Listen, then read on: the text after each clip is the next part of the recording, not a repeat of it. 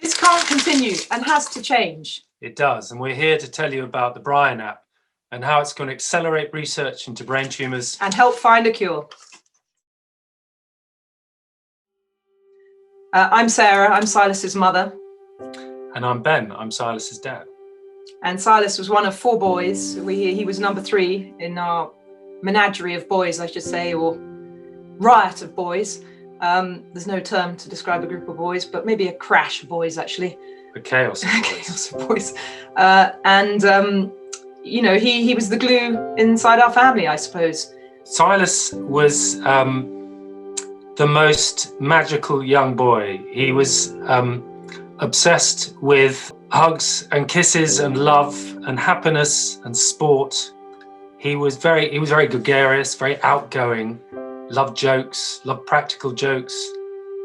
He was smart, very smart. Always found his own ways of doing things. You know, he would wear his pants on top of his pajamas, do you remember, and things to save him time at school or whatever. Yeah. You know. And he loved music. He loved singing. In fact, after he died, that's why we had the bracelets, the Silas bracelets, and they spell out his name, but they spell out smile, imagine, love, achieve, sing, and those are the things that we thought. The verbs that we felt. Yeah, encapsulated him in a small way. Yeah. This diagnosis of a brain tumor sort of came out of the blue. You know, he was 10 years old and totally fine as far as we were aware. He'd had a few headaches as well. He'd had 2 days of symptoms, that was it, and just vague headaches. And then he became dysphasic. He lost his ability to speak. One Sunday evening, I remember very clearly, it was the night of the closing Olympic ceremony in 2012. And I called an ambulance, and I wasn't even sure that I needed to call an ambulance. And you were at the train station, weren't you? And Ben came back and he was like, "What are you doing?" Anyway, I just felt there was something urgent. And anyway, he crashed on shortly after we got to hospital, and they did a scan, and turned out there was a brain tumor. I mean, we had absolutely no idea. It was extraordinary. Anyway, and they blue lighted him up to King's Hospital in London that night and operated the next day to remove most of it. You know, emergency surgery. And in fact, we were very lucky that we didn't lose him that night. Anyway, and then sort of 5 days later, we were given the diagnosis. And they told us that our son would be dead within 12 to 18 months. And we were sitting on 2 little children's chairs, weren't we? Yes, in a hospital playroom. 2 little children's chairs. Suddenly meeting someone we'd never met before who was telling us our son was going to die. It was quite the most terrifying experience, certainly, I've ever had. Yeah. It was surreal. And then after that, you sort of have to kind of hold it together, I suppose. You know, we tried to protect him as much as possible. We went through various... We were just beside ourselves, weren't we? We were devastated. Yeah. But lost. It was almost like we were told in the hospital that he was going to die. And then very soon after, we were home, and we had Silas with us. And to all intents and purposes, he was the Silas we'd always had, because the surgery had been successful. Very successful. He was very much himself. He'd got back his powers of speech. He obviously looked different, but and there we were wondering, you know, geez, what happens? What happens now? What do we do? How do you survive knowing that your child is going to die? You know, and that child that's so vibrant in front of you. Such an extraordinary situation to be in. It really is. He did radiotherapy, chemotherapy. He did an immunotherapy trial at Great Ormond Street Hospital. And things went really well for a while. But we worked tirelessly. You know, I stopped work. We worked tirelessly looking into options about what this meant, what this diagnosis meant, because in truth, we were confounded by it. We didn't know the beginnings and ends of what it meant to be diagnosed with a grade 4 glioblastoma. I spent hours and hours online, just Googling basically precious hours that I'll never get back. You know, precious hours when I could have been with my son. Obviously, Brian wasn't around when Silas was diagnosed, but you know, if it had been, without a doubt, it would have helped us take back some sort of control. It was like we were adrift in an ocean. We had no idea where to turn, who to speak to, anything. no support groups, nothing. I spent hours online searching for trials and treatments, trying to work out whether he was eligible or not. All that information is now on Brian. So, I wouldn't have had to spend all that time. I could have just discovered open trials and whether he was a suitable candidate there. Yeah, and that information that comes through Brian is heavily is obviously curated by experts across their fields, across the world.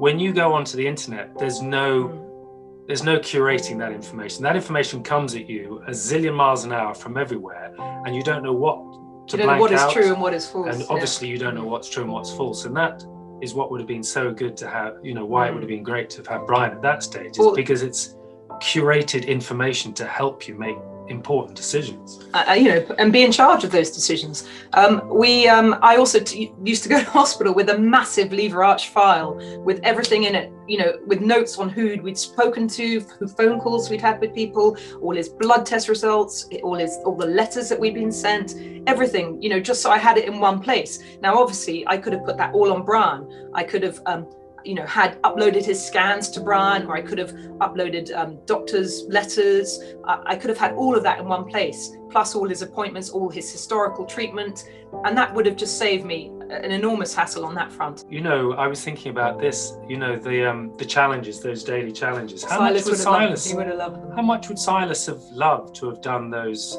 challenges? Oh, he would have loved to do them and then prove that he was better than you. Yeah, he probably would have been better. And he would have been better than me even with one arm not working. Yeah.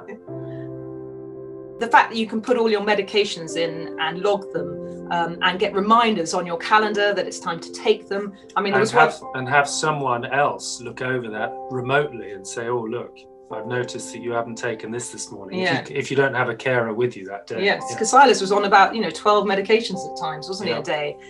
So that would have been amazing as well. Also, the ability to track symptoms and then overlap a graph of symptoms with medications would have been amazing, because there was one stage when Silas was taking something that was causing a sort of really a terrible symptom for him, but we didn't know, and it took us about 3 weeks to work out that it was actually that was causing his symptoms, and to know to stop it, because it just would have been easy. We would have been able to see it graphically and have all that information recorded. Also, when you go to your appointment with your oncologist, you can't remember what symptoms they have when and whatever, so to have that at your fingertips in the meeting, absolutely invaluable. Well, I would recommend Brian for several reasons. One of the obvious reasons that it helps you to stay on top of your diagnosis and treatment, and actually helps you to learn from other people's experience, make better informed decisions about your own treatment, and basically empower you as a patient or as a carer. It helps to empower you. And I think that's a really positive thing in a very difficult world that you've found yourself in. Yeah. But also, I think, the nice thing about Brian, or perhaps the amazing thing about Brian, is that you can use it as little or as much as you like once you've registered. If it doesn't work in the way that you want it to work or whatever, you can use the bits that do, and then you still know that all your data is being used in the system, anonymized for researchers and stuff. So for us, Silas's death, which seems such a waste of an 11-year-old, we couldn't donate any organs or anything like that. Knowing that his data is now in Brian and might one day hopefully contribute to the advancement of treatments for brain tumors, yes, helps to give his life a bit of meaning, actually, which is really, really comforting. I think the important thing to remember is that the more data that is in Brian, the better Brian becomes. Yeah, absolutely. And also it helps connect you with the communities, doesn't it? It helps connect you with the communities of people who are caring for people living with a brain tumor, who are living with a brain tumor, connects you with communities of researchers, with obviously communities of clinicians. So instead of standing on the outside wondering what on earth is happening, you're there in the middle. You're in the middle of the circle, making informed decisions and connected. Sarah and I talked about what would change the game around the treatment of brain tumours from early doors after Silas was diagnosed. And when we walked into that office with Sarah Linsell, and she said, look, we're thinking of creating this app and it's all around big data, crunching big data, the future sort of opened itself up, and we and Sarah were like, yes, we've dreamt about this. We've dreamt about the ability for AI and for huge computers to be able to crunch through this data and make breakthroughs that humans can't. Well, find patterns, I think, that perhaps humans can't see. And I think, you have to understand that there's more than 120 different types of brain tumor, I think.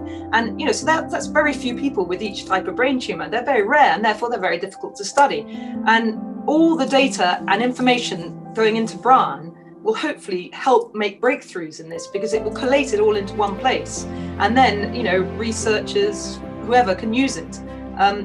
And I think only by looking for the patterns in that data, anonymized obviously, can perhaps new things be discovered. Yes. My real hope is that down the line, BRAN will enable researchers to have access to unique bits of information. It will allow healthcare practitioners and clinicians to perhaps interact with their patients differently, as well as obviously providing invaluable data and just speeding up research.